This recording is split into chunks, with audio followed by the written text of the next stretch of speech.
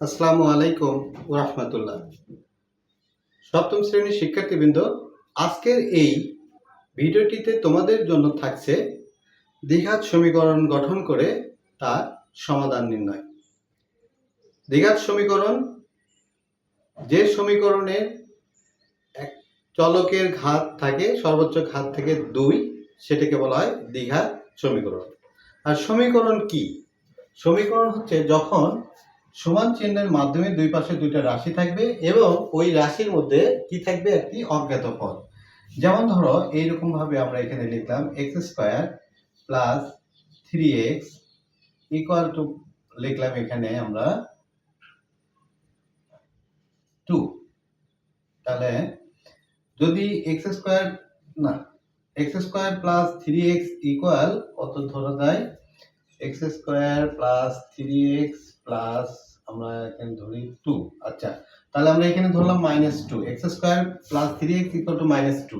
তাহলে এই যে এই বাম পাশের রাশি ইকুয়াল টু আমরা কি বলছি, ডান পাশের রাশি। যদি দুইটা রাশির দুই পাশ সমান হয়, যেরকম আমরা এই পাশে এরকম যদি আমরা একটা পাল্লা নিই, তাহলে দুই পাশে সমান সমান থাকবে।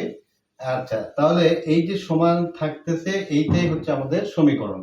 এখন সমীকরণের অঙ্কের ক্ষেত্রে কিন্তু প্রাথমিকে অনেক ধারণা আছে, অনেক ধারণা তোমাদেরকে দিতে হয়। তো আমি সেই ধারণাগুলো সংক্ষেপে বলতেছি তোমাদের। যে সমীকরণের দুইটা পক্ষ থাকবে, একটা হলো বাম পক্ষ আর একটা হলো ডান পক্ষ। বাম পক্ষে আমরা যদি কোনো সংখ্যা যোগ করে দিই, তাহলে ডান পক্ষেও সেটা যোগ করে দিতে হবে।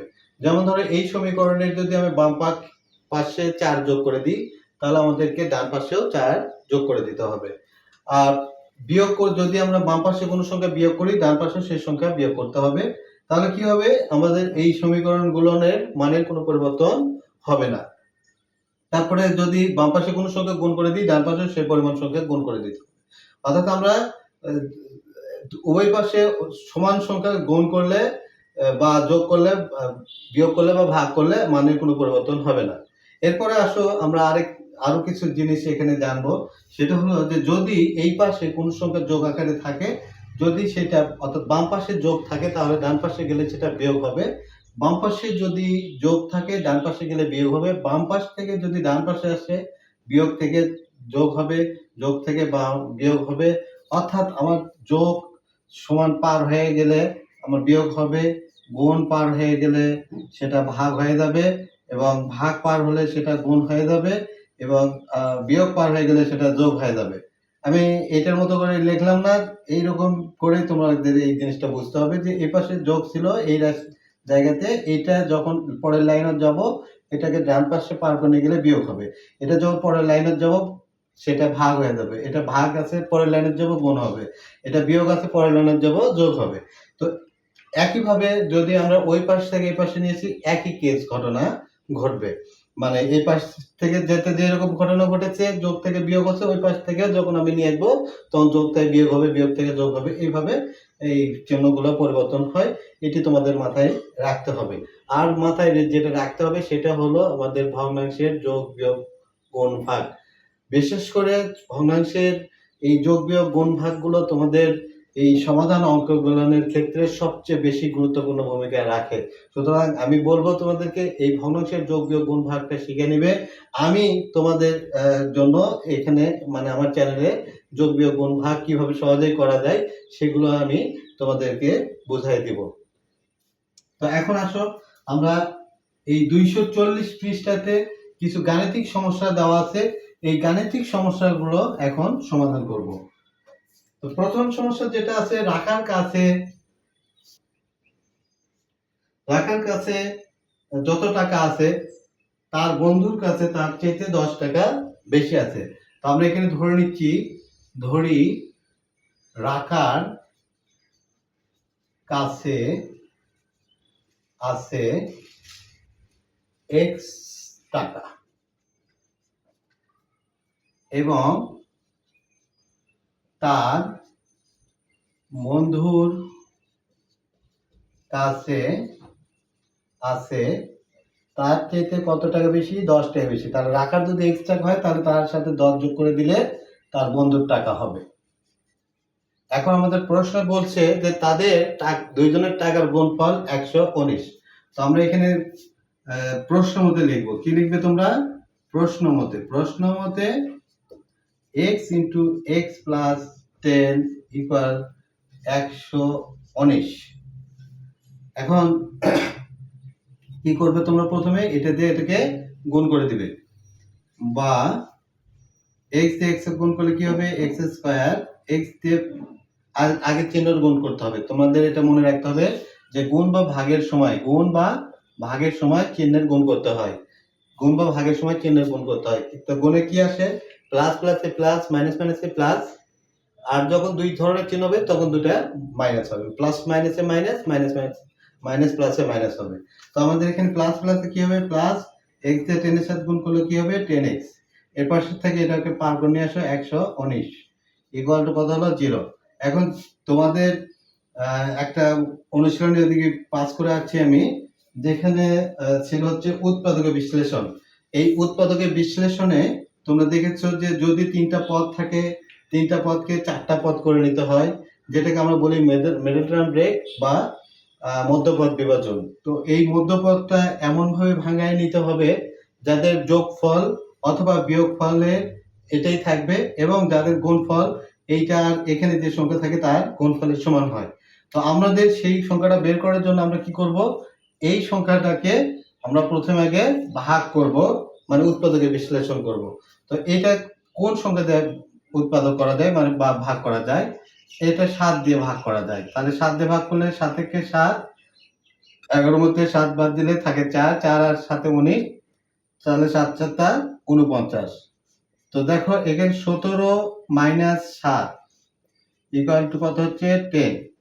তো আমরা যদি এখন এইখানে এটা এইভাবে লিখি, তাহলে দেখো আমাদের যোগফল বা বিয়োগফলে কিন্তু 10 আসতেছে, এবং গুণ করলে কিন্তু এটা যদি আমি গুণ করে দিই, গুণ করলে কিন্তু অবশ্যই 119 হবে, কারণ যেহেতু ওই 119 এর থেকেই এই দুটো উৎপাদক আসছিল।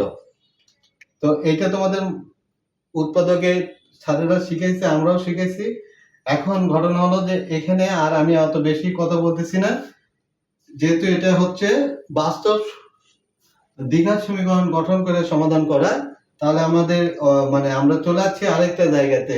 সুতরাং এখানে বেশি কথা বলার দরকার নেই, আমরা এখানে এটা নিয়েই বেশি কথা বলবো, মানে এই অধ্যায়ের সম্পর্কে বেশি কথা বলবো। তো এখন আমরা কি করবো? এখানে x কমন নিব। x প্লাস কত থাকে? 17। x দিয়ে x স্কয়ার ভাগ করলে হচ্ছে x দিয়ে x প্লাস 17x যদি আমরা ভাগ করি তাহলে x আর x মিলে যাবে, থাকবে হচ্ছে 17। এরপরে আমরা এখানে 7 কমন নিব। এই দুটোর মধ্যে থেকে কমন আছে হলো 7, 7 কমন নিলাম। তাহলে 7 দিয়ে রেখে যদি আমি ভাগ করি তাহলে থাকবে x। আমি 7x কে যদি 7 দিয়ে ভাগ করি, 7 7 কেটে যাবে, থাকবে হচ্ছে x। এবার মাইনাস আর মাইনাসে কি হবে? প্লাস। এখন 7 দিয়ে যদি এটাকে ভাগ করি তাহলে থাকবে কত? 17। ভাগফল হবে কত? 17 ইকুয়াল এই পাশে আমরা কত পাবো? 0।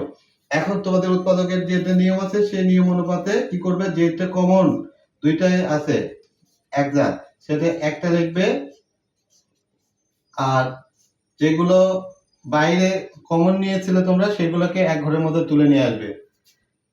তাহলে এখন দেখো যে দুইটি সংখ্যার গুণফল সমান যদি 0 হয়, দুইটি সংখ্যার গুণফল সমান যদি 0 হয় তাহলে প্রত্যেকটা সমান লেখা যায় 0। দুইটি সংখ্যার গুণফল, দুই বা ততোধিক সংখ্যার গুণফল সমান 0 হলে প্রত্যেকটি সমান কি হবে? 0। তাহলে সেই ক্ষেত্রে আমরা কি লিখব? হয় x প্লাস 17 সমান 0, অথবা, তাহলে এখানে আমাদের কি আসবে? হয় অথবা, অথবা x মাইনাস 7 সমান 0। তাই x সমান মাইনাস 17, x সমান 7। এখন দেখো যে আমরা জানি যে জনসংখ্যা, সময়, টাকা, দৈর্ঘ্য, প্রস্থ এগুলো ঋণাত্মক হতে পারে না। তাহলে এটা আমাদের কি? টাকার অঙ্ক। তাহলে মাইনাস 17 টাকা না, আমরা এখানে এটাকে লিখবো যে এই মানটি গ্রহণযোগ্য নয়, এই মানটি গ্রহণযোগ্য নয়, কারণ এই টাকার পরিমাণ মাইনাস হতে পারে না, গ্রহণযোগ্য নয়। তাহলে x সমান কত পেলাম আমরা? 7। তাহলে আমরা বলতে পারি অতএব রাখার কাছে আছে, অতএব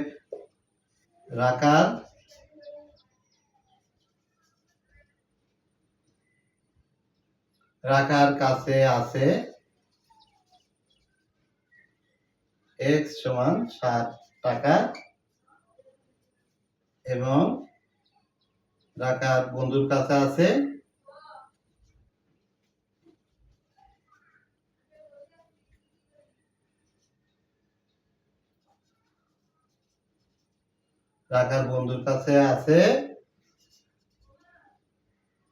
কত টাকা?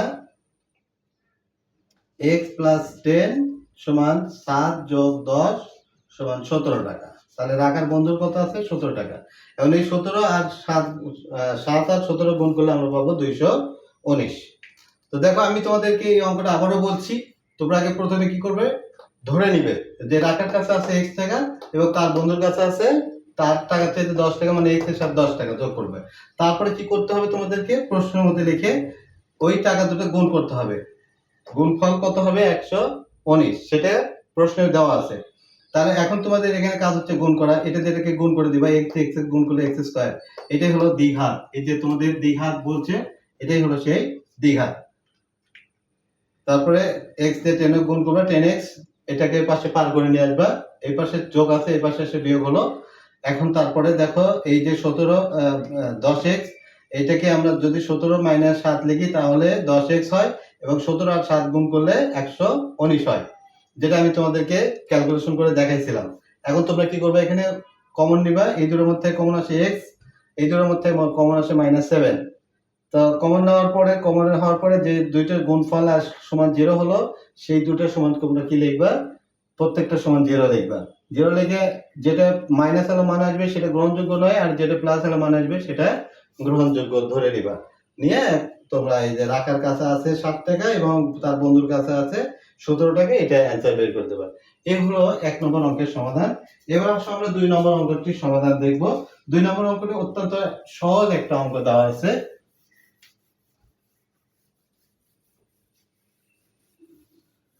2 নম্বর অঙ্কে বলা আছে 2 অঙ্ক বিশিষ্ট কোন সংখ্যার অঙ্কদ্বয়ের সমষ্টি। ধরি 2 অঙ্ক, তার মানে এই যে 1 2 3 4 এগুলোকে কিন্তু বলা হয় অঙ্ক। হ্যাঁ, যেগুলো দিয়ে আমরা গণনা করি সেগুলো হচ্ছে অঙ্ক। তো 2 অঙ্ক বিশিষ্ট কোন সংখ্যার অঙ্কদ্বয়ের সমষ্টি। তাহলে আমাদের এই 2 অঙ্ক বিশিষ্ট একটা সংখ্যা, ধরো এটা 24, হ্যাঁ, তাহলে এখানে অঙ্ক আছে কয়টা? 2টা। তাহলে অঙ্কদ্বয় তার মানে এইটা আর এটা, এই দুটোর সমষ্টি, ধরো 2 যোগ 4, তাহলে এটাকে কি বলবো আমরা? সমষ্টি। তো অঙ্কদ্বয়ের সমষ্টি 12, এবং যদি গুণফল বলে তার মানে 2 গুণন 4, এটা হলো গুণফল। তো আমরা ধরি এখানে দুটা স্থান আছে অঙ্কের, একটা হলো একক স্থান আর একটা হলো দশক স্থান। তাহলে ধরি একক স্থানীয়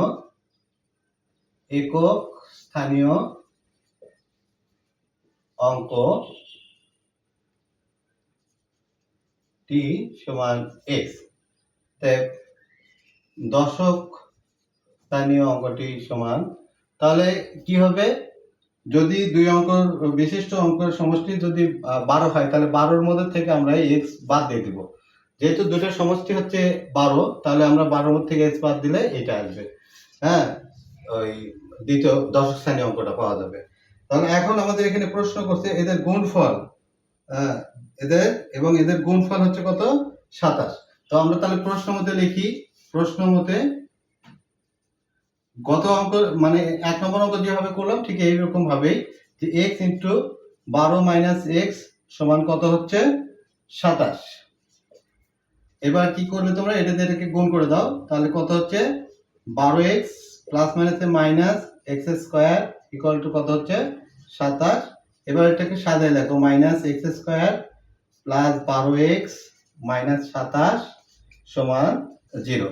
এরপরে তোমরা এখানে কি করবে, আগে মাইনাস কমন নিয়ে নেবে। যদি তোমাদের দেখো যে মাইনাসটা প্রথমে চলে যাচ্ছে, রাশির প্রথমে চলে যাচ্ছে, তাহলে মাইনাস কমন নাও, মাইনাস কমন নিয়ে ফাঁক দিবে, কোনো কিছু দেখার দরকার নেই। এখন এই মাইনাসটা ওই পাশে পার হয়ে যাবে, মাইনাস পার হয়ে গেলে কি হবে? প্লাস। তো আমার এই জায়গাতে প্লাস দিলে যা হবে, না দিলেও তাই হবে। তো আমরা প্লাস ওখানে দেখাবো না, অথবা উভয় পাশে -1 দ্বারা গুণ করে দিলেও মাইনাস মাইনাসে প্লাস হয়ে যাবে। -1 0 সাথে গুণ করলে সেটা কি হবে, -1 0 সাথে গুণ করে দিলে 0ই হবে। তাহলে 0 সাথে যেটাই তুমি গুণ করো সেটা 0ই হবে। সুতরাং ওটা আমাদের আর লেখার দরকার নাই, এই মাইনাসে আর লেখার দরকার নাই। এখন কি করতে হবে, এখানে আমাদেরকে এদের মধ্যপদ বিভাজন করতে হবে। তো মধ্যপদ যখন আমরা বিভাজন করব তখন এই 27টাকে আবার এভাবে ভাঙাবো, 3 নং 27। তো দেখো আমার আর বেশি দূর যাওয়া লাগতেছে না, 3 আর 9 হচ্ছে কত, 12। তো আমরা তাহলে এখানে লিখে নিই x² - 3x - 9x + 27 = 0। এখন কি করতে হবে তোমাদের, ওই যে উৎপাদকের কমন যেটা সেইটা নিতে হবে। তা এখন কমন নিয়ে নাও। তো এই দুটোর মধ্যে কি কমন যাচ্ছে, ফার্স্ট দুটোর মধ্যে কমন যাচ্ছে হচ্ছে x, x কমন নিলে থাকে x - 3। সেকেন্ড দুটোর মধ্যে কমন যাচ্ছে হচ্ছে -9, -9 কমন নিলে হচ্ছে x - 3, -9 কমন নিলে হচ্ছে x - 3 ইকুয়াল কত হচ্ছে 0। বা এই দুটোই আমরা এক ঘরের মধ্যে তুলবো, x - 3 আর x - 9 এক ঘরের মধ্যে উঠবে। এখন আমরা এখানে কি করব, তোমাদের যেটা আমরা বলেছিলাম যে দুইটি সংখ্যার গুণফল সমান 0, তাহলে প্রত্যেকটি সমান 0। তাহলে আমরা এখানে লিখব হয় x - 3 সমান 0 অথবা x - 9 সমান 0। অতএব x সমান 3, অতএব x সমান 9। এই দুইটি মানই গ্রহণযোগ্য হবে। কেন গ্রহণযোগ্য হবে, কারণ সংখ্যা তোমার ধনাত্মক বা ঋণাত্মক হতে পারে। যেহেতু এখানে বলা হয়নি যে ধনাত্মক সংখ্যা, সুতরাং সেই ক্ষেত্রে আমরা এটা দুই মানেই নিয়ে নেব। কি হলো, সরি, এখানে দুইটা মান আছে যে 3 অথবা 9। তো আমরা এখন দেখি যে কোন সংখ্যাটা ধরলে আমাদের কি করছি, ও আচ্ছা সরি, মানে যেহেতু এখানে দুইটা সংখ্যা আছে, একটা হলো 3 আর একটা হলো 9, তাহলে আমরা এখন সংখ্যাটি কত কত হতে পারে সেটা আমরা লিখব। তাহলে আমরা এখানে যে সংখ্যাটা পাইছিলাম সেটা আমরা লিখতে পারতাম, সেটা আমরা লিখতে পারি অতএব সংখ্যাটি সমান, তো আমাদের সংখ্যাটা কত হবে, একক স্থানীয় অঙ্ক x প্লাস দশক স্থানীয় অঙ্ককে আমরা কি করব, 10 দ্বারা গুণ করে দিব। একক স্থানীয় অঙ্ক x দশক স্থানীয় অঙ্ককে 10 দ্বারা গুণ করবে। তাহলে এই x এর মান কত আসবে, 3 প্লাস 10 12 মাইনাস 3 সমান 3 প্লাস 12, এটা এখান থেকে বাদ দিলে 9 10 90 সমান হচ্ছে 93।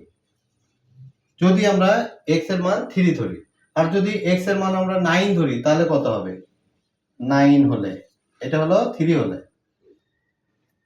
x সমান 3 হলে আর x সমান 9 হলে,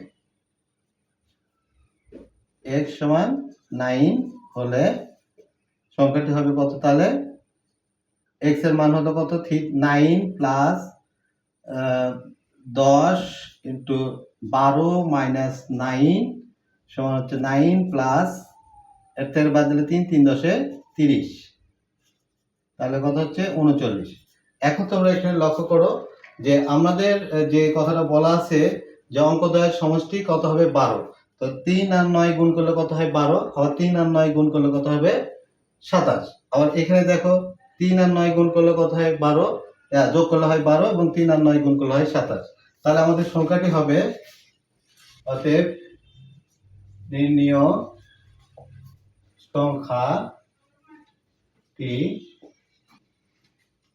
93 অথবা 39। এই হলো আমাদের 2 নম্বর অঙ্কের সমাধান। তো আজকে আমি এই দুটোই রাখলাম, এর পরবর্তী ভিডিওটিতে আরো অঙ্ক করে তোমাদের জন্য দিব। যেহেতু অত্যন্ত গরমের কারণে সেন্স ঠিক মতো কাজ করতেছে না, আমি রাতের বেলা বা আগামীকাল সকালে আবার ইনশাল্লাহ তোমাদের জন্য ভিডিও করে দেওয়ার চেষ্টা করব। তোমরা যারা এখনো সাবস্ক্রাইব করো নাই এবং বেল বাটনটি অন করে নাই, তারা অবশ্যই সাবস্ক্রাইব করে বেল বাটনটি অন করে রাখবে। সবাই ভালো থেকো, সুস্থ থেকো, আল্লাহ হাফেজ।